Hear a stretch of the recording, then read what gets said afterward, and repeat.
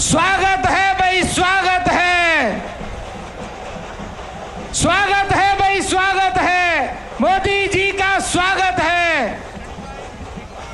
आदरणीय जगत प्रकाश नड्डा जी, देश के प्रधानमंत्री आदरणीय नरेंद्र मोदी जी का अंग वस्त्र के साथ अभिनंदन कर रहे हैं, स्वागत कर रहे हैं। अब मैं राष्ट्रीय अध्यक्ष आदरणीय नड्डा जी से निवेदन कर रहा हूं कि दो शब्द वह कहें। आदरणीय नड्डा जी। स्वागत है भाई, स्वागत है, स्वागत है भाई, स्वागत है, स्वागत है भाई, स्वागत है, स्वागत है भाई, स्वागत है। आज के इस कार्यक्रम में हम सबके बीच में उपस्थित भारत के यशस्वी प्रधानमंत्री सम्माननीय नरेंद्र मोदी जी, ये हम सबका सौभाग्य है कि आज आप साउथ अफ्रीका और ग्रीस की 4 दिन की यात्रा करके आप भारत वापस आए हैं और आपके अथक प्रयास, आपके द्वारा दिया गया निर्देशन, आपके द्वारा दिया गया मार्गदर्शन ने जिस तरीके से चंद्रयान को एक सफल अभियान के रूप में हम सब लोगों ने देखा है, वो आज देश को गौरवान्वित कर रहा है, गर्व से भर रहा है। और ऐसे समय पर जब आप दिल्ली वापस आए हैं तो दिल्ली में देश के कोने कोने से रहने वाले, दिल्ली में बसने वाले ऐसे सभी नागरिकों ने आपका नागरिक अभिनंदन करने का तय किया। मैं इन सब की ओर से और अपनी ओर से भी आपका यहां आने पर हार्दिक अभिनंदन करता हूं और स्वागत करता हूं। यह हम सब के लिए गौरव का विषय है। देश गौरव कर रहा है, गर्व महसूस कर रहा है चंद्रयान की सफलता के लिए, सफल प्रक्षेपण के लिए और आपके मार्गदर्शन के दृष्टि से एक बहुत बड़ी सफलता और एक बहुत ही खुशी का अनुभूति करने का देशवासियों को सौभाग्य मिला है। आपका समर्पण, आपका कमिटमेंट, आपका समर्पित भाव से देश की सेवा करना और देश को आगे ले जाने वालों के साथ आपका जो समर्पित भाव है वह इस बात से दर्शाता है कि जब आप अपनी यात्रा ग्रीस में आपने समाप्त की और आप ग्रीस से जब आप वायुयान से उड़े तो आप सीधे बंगलुरु गए सुबह 6 बजे और वहां पहुंच करके आपने हमारे साइंटिस्ट, हमारे वैज्ञानिक, इसरो के साइंटिस्ट जिन्होंने जी जान मेहनत करके भारत को यह कीर्तिमान स्थापित करने का कार्य किया है, उनकी पीठ थपथपाने में, उनको प्रोत्साहन देने में कोई कसर नहीं छोड़ी और सीधे आप बंगलुरु गए। सुबह 6 बजे आपका वहां पर लैंडिंग हुई है। और हम सब लोग जानते हैं, जब हम उजाले को देखते हैं तो अंधकार को भी याद रखना चाहिए। 2019 में जब चंद्रयान 2 सफल नहीं हो पाया था, सभी हताश थे। उस समय प्रधानमंत्री मोदी जी, आपने आगे बढ़ करके देश को हौसला दिया था, साइंटिस्ट को हौसला दिया था, वैज्ञानिकों को हौसला दिया था और आपने कहा था कोई बात नहीं, आगे चलो, सफलता हमारी होगी, सिद्धि हमारी होगी। आज उसका नतीजा है कि 2023 में चंद्रयान 3 सफल हुआ है। इसका हम सब लोग बहुत बहुत आपको बधाई भी देते हैं। और जिस तरीके से आपने विपदा के काल में जब अंधकार छाया हुआ था तो जो देश को हौसला दिया वह आज सिद्धि का कारण बना है, यह भी हम सबको समझना चाहिए। आज वैज्ञानिक क्षेत्र में और स्पेस क्षेत्र में देश ने अपने आप को स्थापित कर दिया है। दुनिया के नजरों में हमारा कद बढ़ा है। दुनिया के नजरों में भारत के साइंटिस्ट, भारत का अनुसंधान, भारत का कार्य, इसको दुनिया ने सराहा है। और इस सिद्धि का जो निर्देशन हुआ है वो आदरणीय प्रधानमंत्री जी आपके पल पल, हर पल, छोटी छोटी बातों का ध्यान रखते हुए निर्देशित करने का नतीजा आज हम सबको एक शांत, एक सुखद अनुभव करने का सौभाग्य दे रहा है। हम सब जानते हैं कि साउथ अफ्रीका में जहां आपने ब्रिक्स नेशन में शिरकत की और भारत ने अपने नेतृत्व के, आपके नेतृत्व के माध्यम से ब्रिक्स में अपना स्थान तो बनाया ही है, लेकिन दुनिया को भी निर्देशित करने का काम जो किया वह सब हम लोगों ने देखा है। आप कल ग्रीस में थे और ग्रीस में भी आपको सर्वोच्च सम्मान से नवाजा गया। मैं अपनी ओर से और तमाम देशवासियों की ओर से आपको उसके लिए हार्दिक बधाई देता हूं और आपका अभिनंदन करता हूं। मैं आपके और आदरणीय प्रधानमंत्री जी के बीच में ज़्यादा देर न रहता हुआ, हमारे साथी देश के कोने कोने से आए हुए लोग जो यहाँ पर अपने वेशभूषा में आए हैं, वह सब प्रधानमंत्री जी को सुनने के लिए आतुर हैं। वो काफ़ी पहले से यहाँ आ गए थे। मैं आपके और प्रधानमंत्री जी के बीच में ज़्यादा समय न रहता हुआ मैं प्रधानमंत्री जी से निवेदन करूँगा कि वह हम सब का मार्गदर्शन करें और हम विश्वास दिलाते हैं कि हम आपके बताए रास्ते पर अवश्य चलेंगे और देश को सिद्धि की ओर ले जाएंगे। बहुत आदरणीय प्रधानमंत्री जी,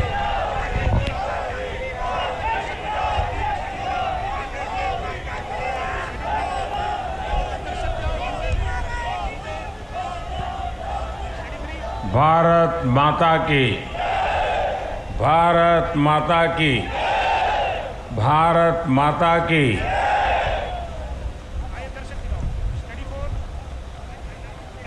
आज प्रातः मैं बेंगलुरु में था। सुबह बहुत जल्दी पहुंचा था।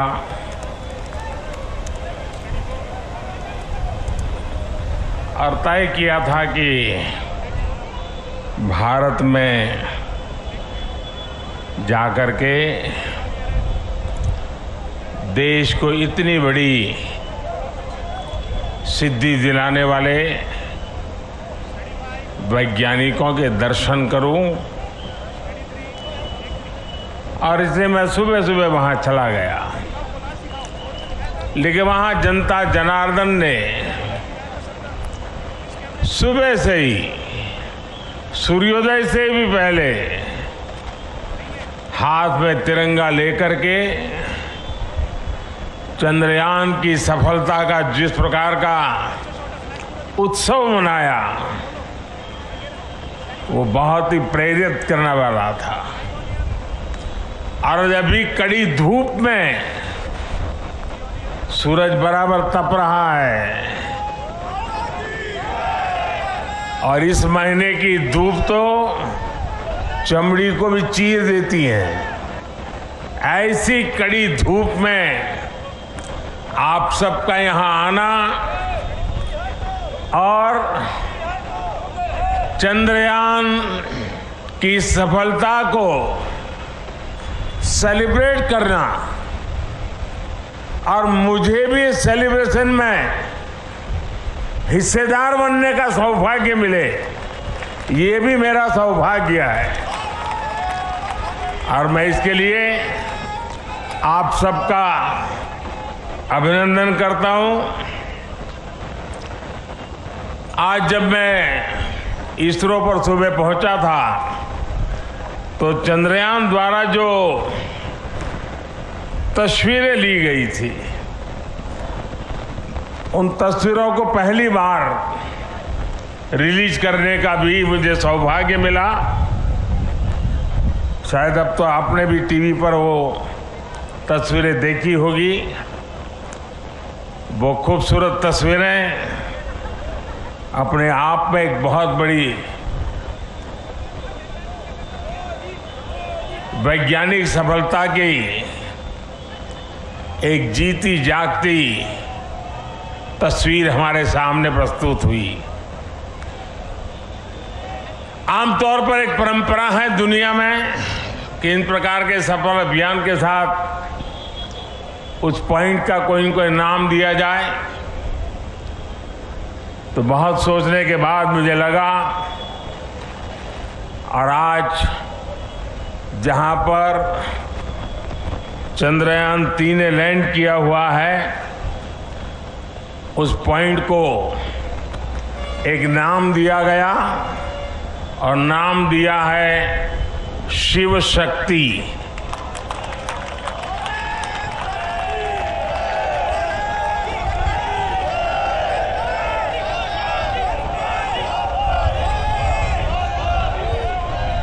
और जब शिव की बात होती है तो शुभम होता है, और शक्ति की बात होती है तो मेरे देश की नारी शक्ति की बात होती है। जब शिव की बात होती है तो हिमालय याद आता है, और शक्ति की बात होती है तो कन्याकुमारी याद आता है। हिमालय से कन्याकुमारी तक की इस भावना को उस पॉइंट में प्रतिबिंबित करने के लिए इसका नाम शिव शक्ति तय किया है। इसके साथ ही 2019 में चंद्रयान 2, उस समय नाम रखने की चर्चा मेरे सामने आई थी, लेकिन मन तैयार नहीं था। भीतर ही भीतर मन ने संकल्प कर लिया था कि पॉइंट 2 को भी नाम तब मिलेगा जब हम सच्चे अर्थ में हमारी यात्रा में सफल होंगे। और चंद्रयान 3 में सफल हो गए तो आज चंद्रयान 2 का जो पॉइंट था उसका भी नामकरण किया, और उस पॉइंट का नाम रखा है तिरंगा। हर संकटों से जूझने का सामर्थ्य तिरंगा देता है। हर सपने को साकार करने की प्रेरणा तिरंगे देता है। और इसलिए 2 में विफलता मिली, 3 में सफलता मिली, तो प्रेरणा बन गई तिरंगा। और इसलिए जो पॉइंट 2 चंद्रयान 2 जो पॉइंट के रूप में अब तिरंगा के रूप में जाना जाएगा। और भी एक महत्वपूर्ण बात आज सुबह मैंने कही है। 23 अगस्त भारत की वैज्ञानिक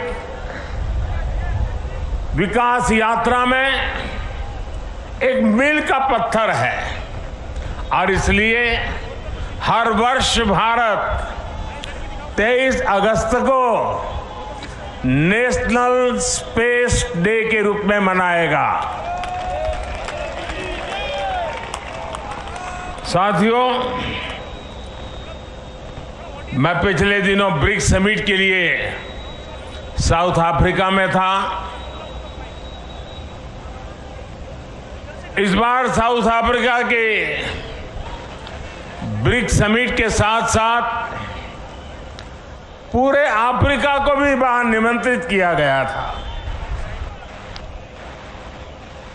और ब्रिक्स समिट में मैंने देखा, शायद ही दुनिया का कोई व्यक्ति हो जिसने चंद्रयान की बात न की हो, बधाई न दी हो। और जो बधाइयां मुझे वहां मिली है वो आते ही मैंने सब वैज्ञानिकों के सामने उनको सुपुर्द कर दी है, और आप सबको भी सुपुर्द कर रहा हूं कि पूरे विश्व ने बधाइयां भेजी है।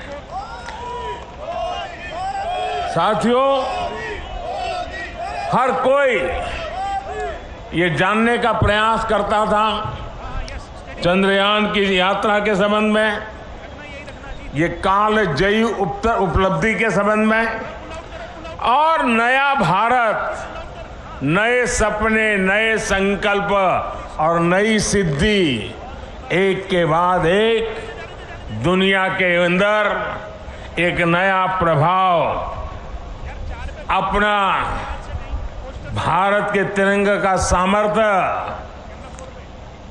अपने सफलताओं के आधार पर, अचीवमेंट्स के आधार पर आज दुनिया अनुभव भी कर रही है, स्वीकार भी कर रही है और सम्मान भी दे रही है। साथियों, ब्रिक्स समिट के बाद मेरा ग्रीस जाना हुआ। 40 साल बीत गए, भारत के किसी प्रधानमंत्री ने ग्रीस की यात्रा नहीं की थी। मेरा सौभाग्य है कि बहुत सारे काम जो छूट जाते हैं मुझे ही करने होते हैं।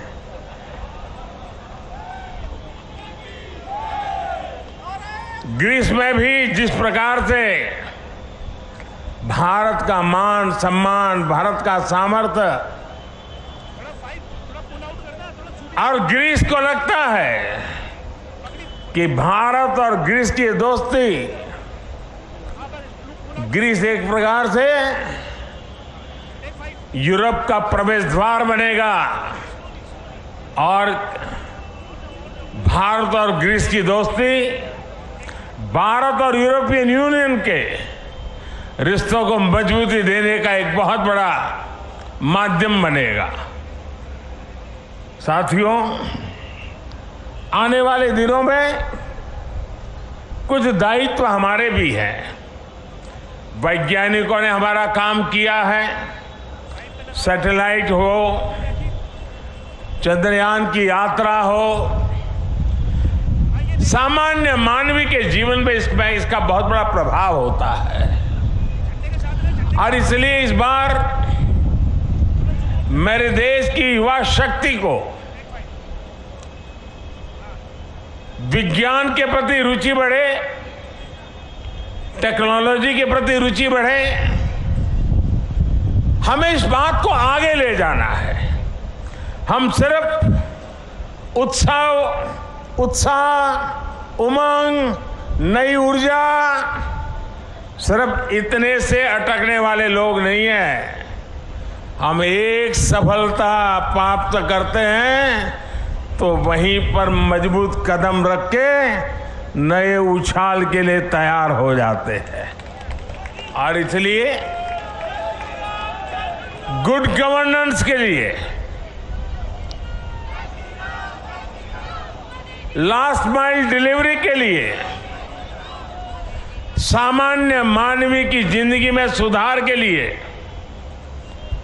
ये स्पेस साइंस कैसे काम आ सकता है, ये सैटेलाइट कैसे काम आ सकते हैं, ये हमारी यात्रा कैसे उपयोगी हो सकती है, उसको हमें आगे बढ़ाना है।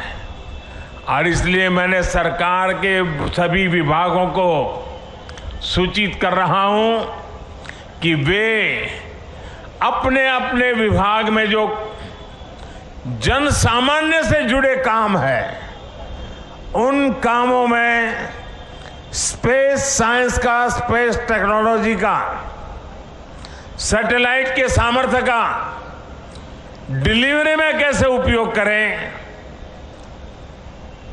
क्विक रिस्पॉन्स में कैसे उपयोग करें, ट्रांसपेरेंसी में कैसे उपयोग करें, परफेक्शन में कैसे उपयोग करें, उन सारे बातों की ओर वो अपनी समस्याओं को खोज के निकाले। और मैं देश के नौजवानों को आने वाले दिनों में हैकेथॉन ऑर्गेनाइज करना चाहता हूं। पिछले दिनों कई हैकेथॉन में देश के लाखों विद्यार्थी 30-30, 40-40 घंटे नॉन स्टॉप काम करके बढ़िया बढ़िया आइडिया दिए हैं और उसमें से एक वातावरण पैदा हुआ है।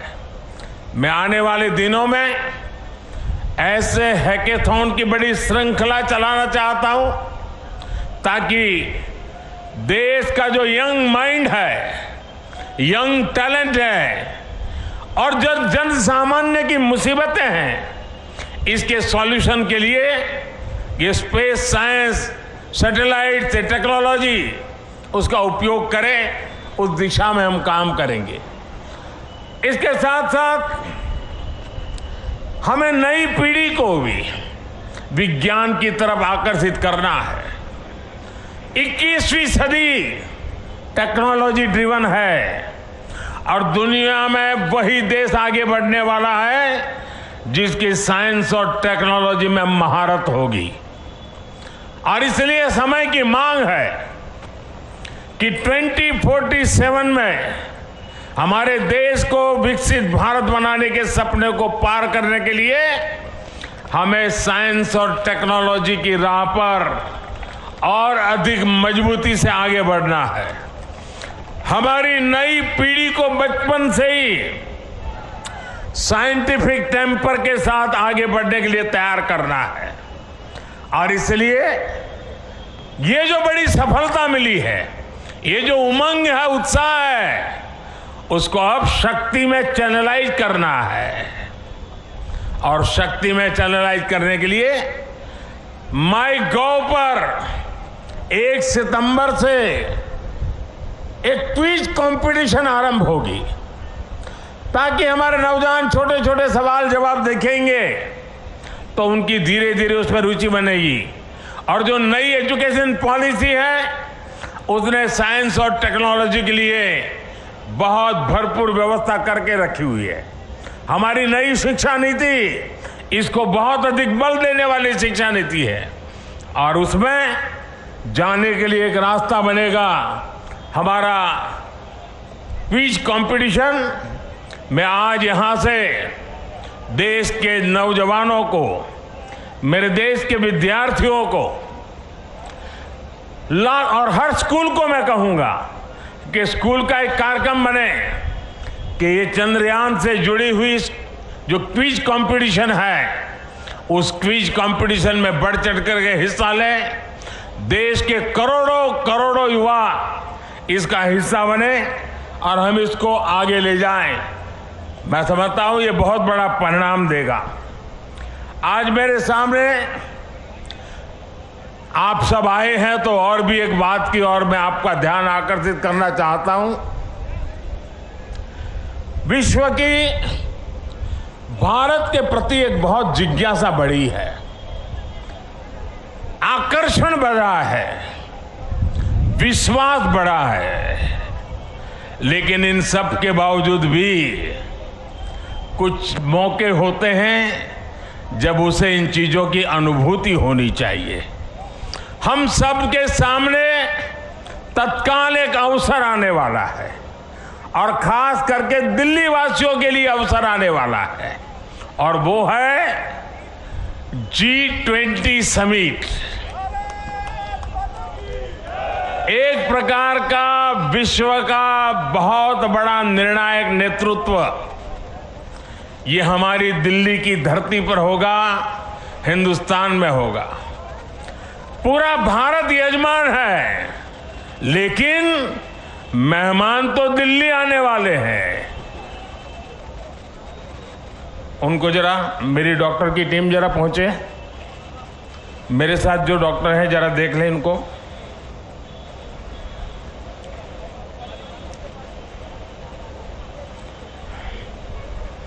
उनको हाथ पकड़ के ले जाइए, बिठा दीजिए कहीं और जूते वगैरह खोल दीजिए।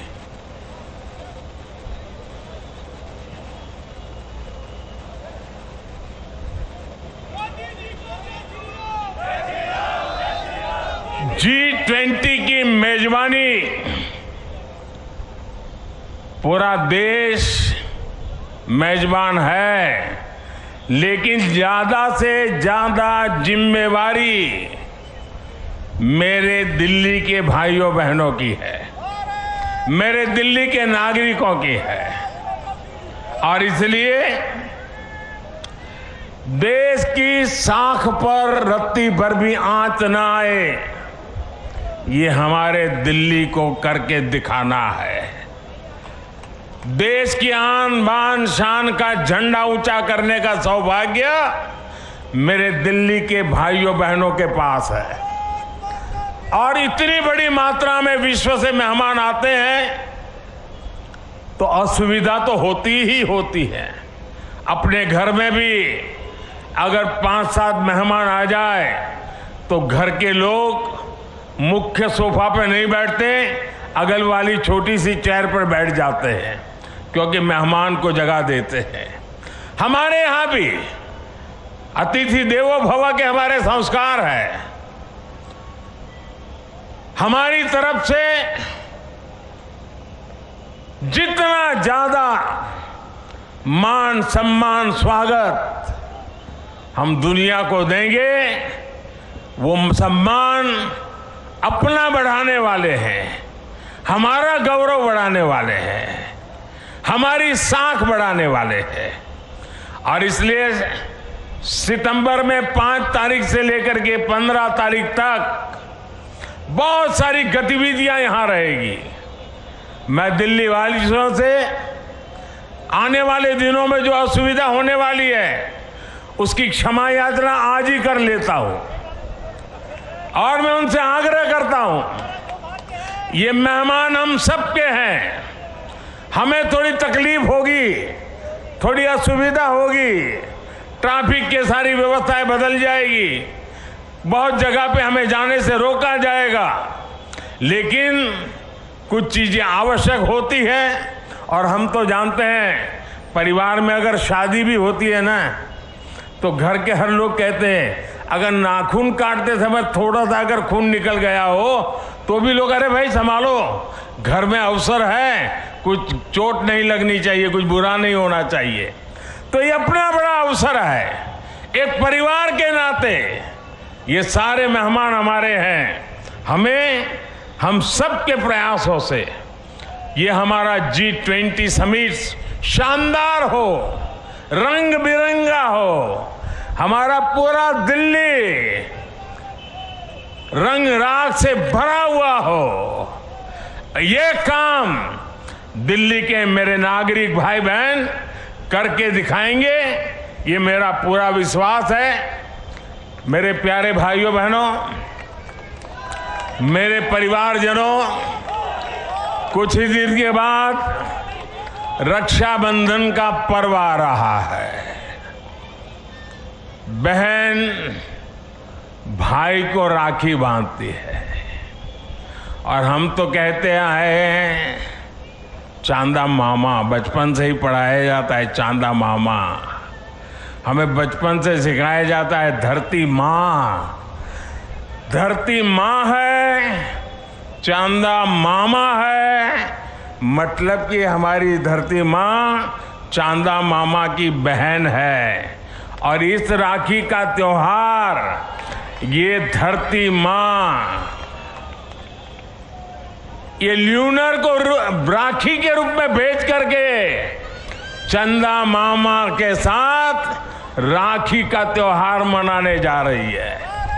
और इसलिए हम भी ऐसा राखी का शानदार त्योहार मनाएं, ऐसा भाईचारा का, ऐसा बंधुत्व का, ऐसा प्यार का वातावरण बनाएं कि G20 समिट में भी चारों तरफ ये बंधुत्व, ये भाईचारा, ये प्यार,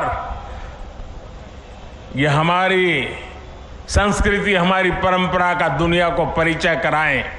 मुझे विश्वास है कि आने वाले त्योहार शानदार होंगे और सितंबर महीना हमारे लिए अनेक रूप से विश्व में फिर से एक बार, इस बार वैज्ञानिकों ने चंद्रयान की सफलता से जो झंडा गाड़ा है, हम दिल्ली वासी G20 की मेहमान नवाजी अद्भुत करके उस झंडे को नए ताकत दे देंगे, ऐसा मेरा पूरा विश्वास है। मेरी आप सबको इस इतनी धूप में यहां आकर के इस हमारे वैज्ञानिकों के महोत्सव को सामूहिक रूप से मनाने के लिए, तिरंगे को लहराने के लिए बहुत बहुत बधाई देता हूं। बहुत बहुत शुभकामनाएं देता हूं।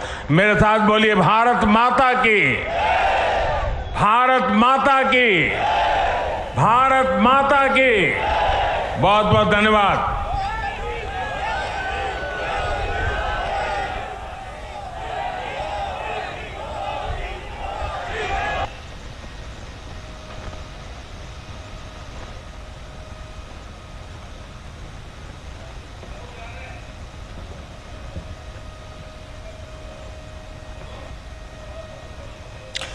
तो प्रधानमंत्री नरेंद्र मोदी को आप सुन रहे थे और ये सीधी तस्वीरें हम आपके साथ साझा कर रहे हैं। आपको